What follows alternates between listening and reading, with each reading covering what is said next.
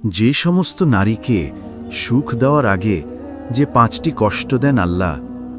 এক ছোট্ট গ্রামই যেখানে নদীর ধারে ধানক্ষেত সবুজে ঢাকা, সেখানে জন্ম নেয় ফাতেমা। তার বাবা আব্দুল্লাহ ছিলেন একজন সাধারণ কৃষক, মায়ের নাম রহিমা। গ্রামের মসজিদের ইমাম সাহেব বলতেন, আল্লাহ যখন কোনো নারীকে সৃষ্টি করেন তখন তার জন্য বিশেষ পরিকল্পনা থাকে। সে শুধু মা হয় না, সে পরিবারের আলো হয়, সমাজের শক্তি হয়। ফাতেমা ছোটবেলা থেকেই ছিল বাড়ির আলো। তার হাসি ছিল এমন যেন সূর্যের আলো, আর তার কণ্ঠস্বর ছিল মায়ের দোয়ার মতো মধুর।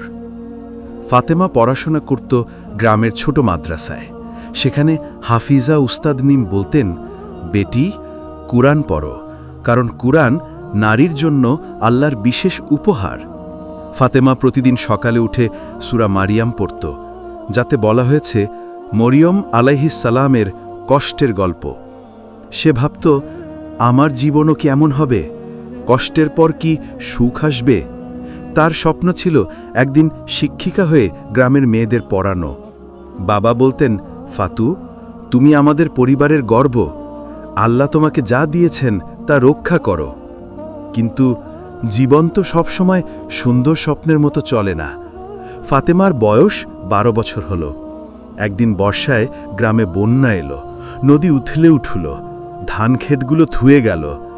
আব্দুল্লাহ সাহেবের সব সম্পদ যা ছিল তা সব হারিয়ে গেল। বাড়ির চাল ভেঙে পড়ল। ফাতেমার ছোট ভাই বোনেরা কাঁদতে লাগল। মা রহিমা বললেন, আল্লাহ, এ কি পরীক্ষা? আমরা তো তোমার বান্দা। ফাতেমা দেখল বাবার চোখে অশ্রু। সে ছুটে গিয়ে বাবার হাত ধরে বলল, আব্বু, আল্লাহ বলেছেন নিশ্চয় কষ্টের সাথে স্বস্তি আছে। সূরা ইনশিরা 6। আমরা ধৈর্য ধরব। প্রথম কষ্ট, শারীরিক যন্ত্রণা, বন্যার ধ্বংস। এটাই ছিল ফাতেমার জীবনের প্রথম কষ্ট, শারীরিক যন্ত্রণা। বন্যায় না শুধু সম্পদ গেল, ফাতেমা নিজেও অসুস্থ হয়ে পড়ল। জলে ভেসে আসা কাদায় তার পা কেটে গেল, জ্বর এলো। গ্রামের ডাক্তার বললেন, এটা ম্যালেরিয়া, ওষুধ লাগবে, কিন্তু তোমাদের কাছে তো টাকা নেই। ফাতেমা রাতে জ্বরে কাঁপতে কাঁপতে কুরআন পড়ত। তার শরীর দুর্বল হয়ে যাচ্ছিল, কিন্তু মন ছিল শক্ত। সে মনে মনে বলতো, ইয়া আল্লাহ, এ কষ্ট কেন? আমি তো তোমার পথে চলছি। দিন কাটতে লাগল। গ্রামের লোকেরা সাহায্য করল, কিন্তু যথেষ্ট নয়। ফাতেমার মা রাত জেগে তার পাশে বসে দোয়া পড়তেন। বেটি, আল্লাহ নারীকে কেন কষ্ট দেন জানো? কারণ নারীর হৃদয় সবচেয়ে নরম, সবচেয়ে ধৈর্যশীল। এ কষ্ট তোমাকে মজবুত করবে। ফাতেমা জিজ্ঞাসা করল, আম্মু, কতদিন এমন চলবে? মা বললেন, যতদিন না আল্লাহ তোমার জন্য সুখের দরজা খুলবেন। মনে দেখো, হজরত মারিয়াম আলাইহিসসালামের কষ্টের পর জন্ম নিয়েছেন হজরত ঈসা আলাইহিসসালাম। তোমার কষ্টের পরও আসবে আল্লাহর রহমত। 1 মাস কাটল, ফাতেমার জ্বর কমল না। গ্রামের মসজিদে ইমাম সাহেব জানাজা পড়ে তার জন্য দোয়া করতে। সবাই ভাবল ফাতেমা বাঁচবে না, কিন্তু ফাতেমা হাসল। সে বলল, আমি মরব না, আল্লাহ আমাকে বাঁচিয়ে তুলবেন, কারণ আমার জীবনে এখনো অনেক কাজ বাকি। রাতে সে সূরা ইউসুফ পড়ল, যেখানে বলা হয়েছে হজরত ইউসুফ আলাইহিসসালামের কষ্টের গল্প। আল্লাহ, আমাকে ধৈর্য দাও। হঠাৎ এক রাতে বৃষ্টি থামল। পরদিন সকালে একটা অদ্ভুত ঘটনা ঘটল। গ্রামের এক ধনী ব্যবসায়ী, যিনি শহর থেকে ফিরছিলেন, তার গাড়ি বন্যার পানিতে আটকে গেল ফাতেমাদের বাড়ির সামনে। তিনি দেখলেন এক মেয়ে শয্যায় শুয়ে কুরআন পড়ছে। হৃদয় স্পর্শ হল। তিনি নিজের ডাক্তারকে ডেকে ফাতেমাকে ওষুধ দিলেন। কয়েকদিনের মধ্যে ফাতেমা সুস্থ হয়ে উঠল। ব্যবসায়ী সাহেব বললেন, বেটি, তোমার ধৈর্য দেখে আমি মুগ্ধ। আল্লাহ তোমাকে এই কষ্ট দিয়েছেন তোমাকে পরীক্ষা করতে। এখন থেকে আমি তোমাদের সাহায্য করব। ফাতেমা উঠে দাঁড়ালো। তার শরীর এখনো দুর্বল, কিন্তু মন ভরে গেল আল্লাহর রহমতে। সে বুঝল, প্রথম কষ্ট শেষ, কিন্তু এটাই তো শুরু। আল্লাহর পরিকল্পনায় আরও 4টি কষ্ট অপেক্ষা করছে। মানসিক চাপ, অর্থনৈতিক কষ্ট, পারিবারিক বিচ্ছেদ এবং আধ্যাত্মিক সংকট, কিন্তু প্রত্যেক কষ্টের পর আসবে একটা আলোর রশ্মি, পরীক্ষা এবং শিক্ষা। প্রিয় শ্রোতারা, ফাতেমার এই প্রথম কষ্ট থেকে আমরা কি শিখি? শারীরিক যন্ত্রণা নারীর জন্য সবচেয়ে কঠিন, কারণ নারীর শরীর আল্লাহর সৃষ্টির অলৌকিকতা। কোরআনে বলা হয়েছে, আর আমরা মানুষকে সৃষ্টি করেছি সর্বোত্তম গঠনের মাধ্যমে, সূরা ৩:৪। কিন্তু যখন কষ্ট আসে তখন ধৈর্য ধরো। হাদিসে রাসূল সাল্লাল্লাহু আলাইহি ওয়াসাল্লাম বলেছেন, কোনো মুসলিমের উপর কোনো কষ্ট আসে না যা তার গুনাহমোচন করে না। বুখারী। নারীরা, তোমরা যদি কষ্ট সহ্য করো তাহলে যেন আল্লাহ তোমাদের জন্য জান্নাতের দরজা খুলে রেখেছেন। বন্যার পর ফাতেমার পরিবার আবার পায়তারায় ওঠার চেষ্টা করছে। ধনী ব্যবসায়ী সাহেবের সাহায্যে তারা একটি ছোট বাড়ি পেয়েছে এবং কিছু ধানের বীজ। আব্দুল্লাহ সাহেব আবার খেতে কাজ শুরু করেছেন, কিন্তু ফাতেমার মনে একটি ভার থেকে যায়। সে রাতে ঘুমাতে পারে না। তার চোখের সামনে ভেসে ওঠে বন্যার দৃশ্য, ভাঙা বাড়ি, কাঁদতে থাকা ভাই বোন আর বাবার নিরাশ চোখ। একদিন স্কুলে ফিরে ফাতেমা শোনে তার বন্ধু আয়েশা বলছে, ফাতেমা, তুই তো এখন দরিদ্র, তোর বাবার কি হবে? তুই কি আর পড়তে পারবি? এই কথাগুলো ফাতেমার মনে গভীর ক্ষত করল। সে নিজেকে দায়ী মনে করতে লাগল। আমি কি আমার পরিবারের জন্য বোঝা হয়ে যাচ্ছি? সে মনে মনে ভাবল। রাতে সে কাঁদতে কাঁদতে কোরআন খুলল। সূরা আল ফালাক পড়তে গিয়ে তার চোখে পড়ল, আর তোমার প্রভুর ফরমান থেকে বিদ্রোহ করো না। সূরা আল মুজাম্মিলের ১৩ আয়াত। সে বুঝল তার মানসিক চাপ আল্লাহর একটি পরীক্ষা। দ্বিতীয় কষ্ট, মানসিক চাপ, পরিবারের ভার ও সমাজের কথা। ফাতেমার জীবনে মানসিক চাপ বাড়তে লাগল। গ্রামের কিছু লোক বলতে লাগল, আব্দুল্লাহর পরিবার আর উঠতে পারবে না। ফাতেমা কি বিয়ে করবে নাকি জীবন কাটাবে দুঃখে? এই কথাগুলো তার মায়ের কানে গেল। রহিমা বললেন, ফাতু, তুই শক্ত হ, সমাজের কথা শুনে দুর্বল হইও না। আল্লাহ যারা ধৈর্য ধরে তাদের জন্য জান্নাত রেখেছেন। কিন্তু ফাতেমার মনে সন্দেহ জন্মাল। সে ভাবল, আমি কি আমার পরিবারকে বাঁচাতে পারব? আমি কি আমার স্বপ্ন পূরণ করতে পারব? একদিন ফাতেমা স্বপ্ন দেখল। সে দেখল একজন সুন্দর মুখের ব্যক্তি তার কাছে এসে বললেন, ফাতেমা, তুই কষ্টে পড়েছিস, কিন্তু আল্লাহ তোর ধৈর্য দেখছেন। তুই যদি দোয়া করিস তাহলে তোর মন শান্ত হবে। সকালে ফাতেমা জিজ্ঞাসা করল মায়ের কাছে, আম্মু, এটা কি স্বপ্ন? মা হেসে বললেন, বেটি, এ হয়তো আল্লাহর একটি ইশারা। দোয়া কর, আল্লাহ তোকে পথ দেখাবেন। ফাতেমা প্রতিদিন তাহাজ্জুদ পড়তে শুরু করল। সে দোয়া করল, ইয়া আল্লাহ, আমার মনের ভার দূর করো, আমাকে আমার পরিবারের জন্য শক্তি দাও। একদিন মসজিদে ইমাম সাহেব বললেন, হযরত আয়েশা রাদিয়াল্লাহু আনহার জীবনে কত কষ্ট এসেছিল, কিন্তু তার ধৈর্যের জন্য আল্লাহ তাকে রাসূলের স্থির করেছিলেন। এই কথা শুনে ফাতেমার মনে আশা জাগল। মানসিক চাপের অতিক্রম, আল্লাহর সাহায্য। কয়েক মাস পর ফাতেমার জীবনে একটি পরিবর্তন এলো। ধনী ব্যবসায়ী সাহেব তার বাড়িতে এসে বললেন, ফাতেমা, আমি তোমাকে একটি প্রস্তাব দিতে চাই। আমার শহরের স্কুলে একজন শিক্ষিকার দরকার। তুমি যদি পড়তে চাও, আমি তোমাকে সাহায্য করব। ফাতেমা অবাক হয়ে গেল। সে মায়ের কাছে গিয়ে বলল, আম্মু, এটা কি আল্লাহর উপহার? রহিমা বললেন, বেটি, এ হয়তো আল্লাহর একটি ইশারা। দোয়া কর, আল্লাহ তোকে পথ দেখাবেন। কিন্তু মানসিক চাপ তখনও শেষ হয়নি। শহরে যাবার আগে ফাতেমা ভাবল, আমি কি একা পারব? আমার পরিবার ছাড়া আমি কিভাবে থাকব? তার মনে ভয় জাগল। কিন্তু সে কোরআন থেকে সূরা আশ-শরহ পড়ল। নিশ্চয়ই কষ্টের সাথে স্বস্তি আছে। এই আয়াত তাকে শক্তি দিল। সে শহরে গেল, আর সেখানে তার জীবনের নতুন অধ্যায় শুরু হলো। পরীক্ষা ও শিক্ষা।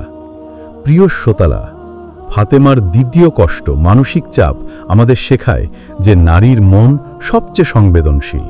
সমাজের কথা, পরিবারের ভার এবং স্বপ্নের চাপ, এগুলো তাদের মনে ভার সৃষ্টি করে। কিন্তু আল্লাহ বলেন, যারা আল্লাহর ওপর ভরসা করে তাদের জন্য তিনি যথেষ্ট। সূরা আত-তালাক ৩। নারীরা, তোমরা যদি মানসিক কষ্টে পড়ো, দোয়া করো, কোরআন পড়ো এবং ধৈর্য ধরো, আল্লাহ তোমাদের জন্য পথ খুলে দেবেন। ধনী ব্যবসায়ী সাহেবের সাহায্যে সে একটি ছোট্ট হোস্টেলে থাকতে শুরু করে। শহরের স্কুলে তার ভর্তি হয় এবং সে পড়াশোনার পাশাপাশি অংশকালীন কাজ করতে শুরু করে। ব্যবসায়ী সাহেব তার জন্য একটি দোকানে কাজের ব্যবস্থা করে দেন, যেখানে সে বই বিক্রি করে। প্রথম দিনে তার হাতে আসে মাত্র 50 টাকা। সে সেই টাকা নিয়ে হোস্টেলে ফিরে মাকে ফোন করে, আম্মু, আমি আজ কাজ করেছি, এইটুকু টাকা পেয়েছি, তোমাদের জন্য কিছু কিনব। রহিমা বলেন, বেটি, তুই ভালো থাকলেই আমরা সব পাব, আল্লাহ তোর পরিশ্রম দেখছেন। কিন্তু শহরের জীবন সহজ নয়। হোস্টেলের ভাড়া, খাবারের খরচ এবং পরিবারের জন্য টাকা পাঠানো, এসবের জন্য ফাতেমার মাসিক আয় যথেষ্ট নয়। একদিন দোকানের মালিক বললেন, ফাতেমা, তোমার কাজ ভালো, কিন্তু আমি বেশি টাকা দিতে পারবো না, বাজার খারাপ। ফাতেমা রাতে কাঁদতে কাঁদতে দোয়া করল, ইয়া আল্লাহ, আমার পরিশ্রম বৃথা যেন না যায়, আমার পরিবারের জন্য সাহায্য করো। তৃতীয় কষ্ট, অর্থনৈতিক কষ্ট, দারিদ্র্যের লড়াই। ফাতেমার জীবনে অর্থনৈতিক কষ্ট শুরু হয় একটি বড় ঘটনার মাধ্যমে। একদিন স্কুলে তার বইয়ের টাকা শেষ হয়ে যায়। সে শিক্ষককে গিয়ে বলে, স্যার, আমি পরের মাসে টাকা দেব। শিক্ষক বলেন, ফাতেমা, এটা স্কুলের নিয়ম নয়, তুমি যদি টাকা না দাও তাহলে তোমাকে বের করতে হবে। ফাতেমা হতাশ হয়ে ফিরে আসে। হোস্টেলে তার সাথী বলে, তুই কি গ্রামে ফিরে যাবি? শহরে তোর জন্য জায়গা নেই। এই কথাগুলো তার মনে গভীর আঘাত দিল। এরপর এক রাতে বৃষ্টি হয়। হোস্টেলের ছাদ ফুটো হয়ে যায় আর ফাতেমার বিছানা ভিজে যায়। সে বাইরে বসে কাঁদতে থাকে, আল্লাহ, আমি কি ভুল করেছি? আমি তো শুধু আমার পরিবারের জন্য লড়ছি। সে মনে করে গ্রামে তার ভাই বোনেরা এখনও পড়াশোনা করতে পারছে না, বাবার ক্ষেতে ঋণ বেড়ে যাচ্ছে। তার মনে হয়, আমি ব্যর্থ হয়ে গেছি। কিন্তু আল্লাহর পরিকল্পনা অন্যরকম। পরদিন সকালে হোস্টেলের মালিক, একজন বৃদ্ধা মহিলা, তার কাছে এসে বললেন, ফাতেমা, আমি তোমাকে কাল রাতে কাঁদতে দেখেছি। আমার এক বন্ধু একটি ছোট সেলাইয়ের দোকানে কাজের মেয়ে খুঁজছেন, তুমি যদি চাও সেখানে যেতে পারো। ফাতেমা অবাক হয়ে বলল, কিন্তু আমি সেলাই জানি না। বৃদ্ধা বললেন, শিখে নিও, আল্লাহ যার জন্য দরজা বন্ধ করে তিনিই অন্য দরজা খুলে দেন। অর্থনৈতিক কষ্টের লড়াই, নতুন পথ। ফাতেমা সেলাইয়ের দোকানে যোগ দেয়। প্রথম দিনে সে সেলাই মেশিনের সাথে লড়াই করে, তার আঙুল কাটে, কিন্তু সে ছাড়ে না। দোকানের মালিকিন হাফিজা জাহানারা একজন ধার্মিক মহিলা। তিনি ফাতেমাকে বলেন, বেটি, তোমার পরিশ্রম দেখে আমার মনে হয় তুমি আল্লাহর প্রিয় বান্দা, আমি তোমাকে বিনামূল্যে শিখব। ফাতেমা প্রতিদিন সকালে সেলাই শিখতে শুরু করে। কয়েক মাস পর সে এমন দক্ষ হয় যে দোকানে তার জন্য বেশি কাজ আসে। কিন্তু অর্থনৈতিক চাপ কমল না। একদিন জানাজা দোকানের মালিকিনের মেয়ে বিয়ে হয়। উৎসবে ফাতেমাকে ডাকা হয়, কিন্তু তার কাছে নতুন কাপড় কেনার টাকা নেই। সে লজ্জিত হয়ে বাড়িতে থাকতে চায়। কিন্তু জাহানারা আন্তরিকভাবে বলেন, ফাতেমা, তুই আমার মেয়ের মতো, এই সালোয়ার কামিজটা পরে আয়। ফাতেমা কাঁদতে কাঁদতে বলল, আমি কি কখনো আমার পরিবারকে সাহায্য করতে পারবো? জাহানারা বললেন, পারবি, কারণ আল্লাহ তোমার হৃদয় দেখছেন। এর কয়েক মাস পর একটা বড় ঘটনা ঘটল। শহরে একটা প্রদর্শনী হয়, যেখানে ফাতেমার সেলাই করা কাপড় বিক্রি হয়। সে প্রথমবারের মতো 50,000 টাকা রোজগার করে। সেই টাকা নিয়ে গ্রামে যায়, বাবাকে ঋণ থেকে বাঁচায়, মাকে একটি নতুন চুল্লি কিনে দেয় আর ভাই বোনের জন্য বই কিনে আনে। গ্রামে ফিরে সে বলে, আম্মু, আব্বু, এটা আল্লাহর দান, আমি আর ভয় পাব না। পরীক্ষা ও শিক্ষা। প্রিয় শ্রোতারা, ফাতেমার তৃতীয় কষ্ট, অর্থনৈতিক কষ্ট, আমাদের শেখায় যে নারীর জীবনে দারিদ্র্য একটি বড় পরীক্ষা। কিন্তু আল্লাহ বলেন, যারা আল্লাহর পথে কষ্ট সহ্য করে তাদের জন্য তিনি রিজকের দরজা খুলে দেন। সূরা আত-তালাক 2-3। নারীরা, তোমরা যদি অর্থনৈতিক কষ্টে পড়ো, পরিশ্রম করো, দোয়া করো এবং আল্লাহর উপর ভরসা রাখো। হাদিসে রাসূল বলেছেন, আল্লাহর বান্দা যারা হালাল রোজগারের পথে চলে তাদের জন্য জান্নাতের দরজা খোলা। তিরমিজি। ফাতিমার জীবনে একটি কিছুটা স্থিতিশীল সময়ের সাথে সেলাইয়ের দোকানে তার কাজ ভালো চলছে। সে প্রতি মাসে তার পরিবারকে টাকা পাঠায় এবং তার ভাই বোনদের পড়াশোনার ব্যবস্থা করে।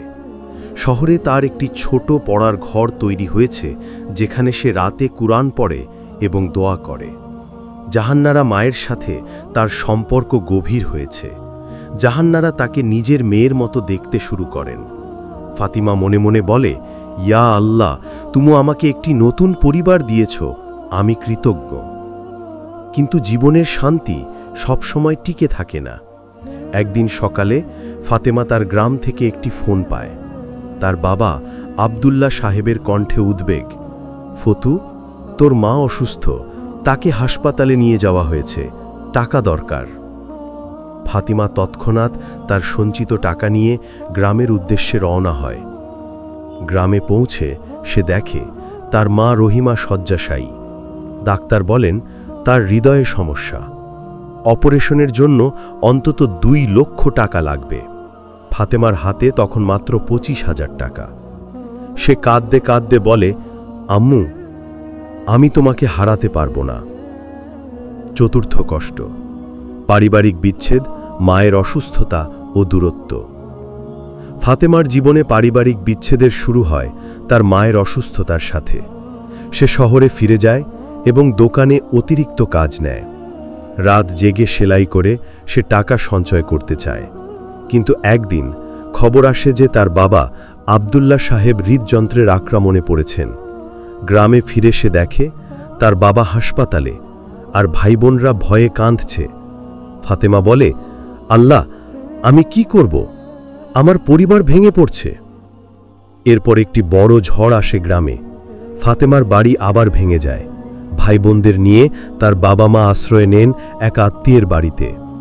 ফাতেমা শহরে থাকতে বাধ্য হয়, কারণ তার কাজ ও পড়াশোনা এখন তার পরিবারের একমাত্র ভরসা। কিন্তু এই দূরত্ব তার মনে গভীর কষ্ট সৃষ্টি করে। সে রাতে স্বপ্ন দেখে তার মা তার কাছে বলছেন, ফাতু, আমাকে ছেড়ে যেও না। সকালে সে কাঁদতে কাঁদতে কুরআন পড়ে। সূরা ইউসুফ থেকে পড়ে, নিশ্চয়ই আল্লাহ তাদের সাথে আছেন যারা তাকে ভয় করে এবং ভালো কাজ করে। সূরা ইউসুফ 57। ফাতেমা গ্রামে ফিরে যায়। সে তার বাবা মার পাশে দাঁড়ায়, কিন্তু অপারেশনের টাকা জোগাড় করা কঠিন। একদিন গ্রামের মসজিদে ইমাম সাহেব বলেন, যারা আল্লাহর উপর ভরসা করে তাদের জন্য তিনি আশ্চর্য পথ খুলে দেন। ফাতেমা এই কথা মনে রাখে। সে দোয়া করে, ইয়া আল্লাহ, আমার পরিবারকে বাঁচাও, আমি যা করতে পারি তা করছি। পারিবারিক বিচ্ছেদের লড়াই, আল্লাহর রহমত। একদিন একটি অদ্ভুত ঘটনা ঘটে। শহরে ফিরে ফাতেমা দেখে জাহান্নারা মা তার জন্য একটি চিঠি রেখে গেছেন। চিঠিতে লেখা, ফাতেমা, আমি তোমাকে আমার সম্পত্তির অংশ দিতে চাই। আমার কোনো সন্তান নেই, তুমি আমার মেয়ে। এই টাকা দিয়ে তোমার পরিবারের অসুবিধে দূর করো। চিঠির সাথে ছিল 2 লক্ষ টাকা। ফাতেমা কাঁদতে কাঁদতে বলে, ইয়া আল্লাহ, তুমি আমাকে কখনো ছাড়োনি। সে টাকা নিয়ে গ্রামে যায়। বাবা মায়ের অপারেশন হয় এবং তারা সুস্থ হয়ে ওঠে। কিন্তু এর মাঝে জাহান্নারা মা অসুস্থ হয়ে পড়েন।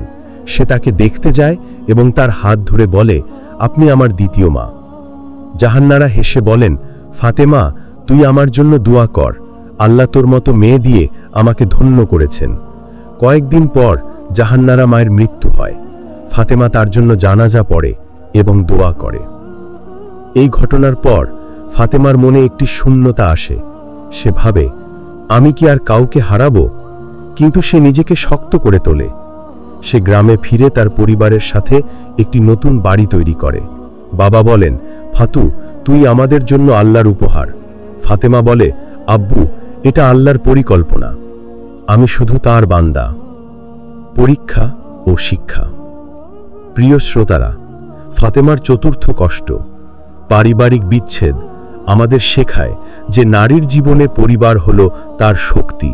কিন্তু যখন পরিবার ভেঙে পড়ে, তখন আল্লাহ তাদের জন্য একটি নতুন সম্পর্ক তৈরি করেন। কুরআনে বলা হয়েছে, আর যারা আল্লাহর উপর ভরসা করে তাদের জন্য তিনি যথেষ্ট। সূরা আল তালাক 3। নারীরা, তোমরা যদি পরিবারের কষ্টে পড়ো, ধৈর্য ধরো, দোয়া করো এবং আল্লাহর উপর ভরসা রাখো। হাদিসে রাসূল সাল্লাল্লাহু আলাইহি ওয়াসাল্লাম বলেছেন, যে বান্দা তার বন্ধু বা পরিবারের জন্য দোয়া করে, আল্লাহ তাকে দ্বিগুণ পুরস্কার দেন। তিরমিজি। ফাতেমার গ্রামে ফিরে যাবার পর তার বাবা মা সুস্থ হয়ে উঠেছেন। নতুন বাড়ি তৈরি হয়েছে এবং তার ভাই বোনরা পড়াশোনা শুরু করেছে। ফাতেমা শহরে ফিরে গিয়ে একটি ছোট সেলাইয়ের দোকান খোলে, যেখানে সে গ্রামের মেয়েদের শিক্ষা দেয়। তার জীবন আশা ও শান্তিতে ভরে উঠেছে। সে প্রতিদিন তাহাজ্জুদ পড়ে এবং তার পরিবারের জন্য দোয়া করে। কিন্তু একদিন একটি অদ্ভুত চিন্তা তার মনে আসে। সে ভাবে, আমি এত কষ্ট সহ্য করেছি, কেন আল্লাহ আমাকে এত পরীক্ষায় ফেললেন? আমি কি তার কাছে যথেষ্ট বিশ্বাসী নই? এই চিন্তা তার মনে গভীর সংশয় সৃষ্টি করে। সে রাতে কুরআন পড়তে গিয়ে থেমে যায়। তার মনে হয়, আমি কি আল্লাহর পথ থেকে ভুলে যাচ্ছি? এটাই হয়ে ওঠে তার পঞ্চম কষ্ট, আধ্যাত্মিক সংকট। পঞ্চম কষ্ট, আধ্যাত্মিক সংকট, বিশ্বাসের দ্বিধা। ফাতেমার জীবনে আধ্যাত্মিক সংকট শুরু হয় তার সফলতার মাঝে। সে ভাবে, আমি এখন সব পেয়েছি, পরিবার, কাজ, সম্মান, তাহলে কেন আমার মনে শান্তি নেই? একদিন গ্রামের মসজিদে ইমাম সাহেবের বক্তৃতায় সে শোনে, আল্লাহ পরীক্ষা দেন যাতে তার বান্দা তার কাছে ফিরে আসে। কিন্তু ফাতেমা বুঝতে পারে না তার সঙ্গে কি ভুল হয়েছে। এক রাতে সে স্বপ্ন দেখে। সে দেখে একটি উজ্জ্বল আলোর মধ্যে একজন ব্যক্তি তার কাছে এসে বলেন, ফাতেমা, তুই কষ্ট সহ্য করেছিস, কিন্তু এখন তোর বিশ্বাসে দ্বিধা এসেছে। আল্লাহ তোর কাছে চান তোর হৃদয়। তুই যদি তার কাছে ফিরে আসিস, তাহলে তিনি তোকে সুখ দেবেন। সকালে ফাতেমা কাঁদতে কাঁদতে তার বাবার কাছে যায়। আব্বু, আমি আল্লাহর উপর ভরসা হারাচ্ছি, আমি কি করব?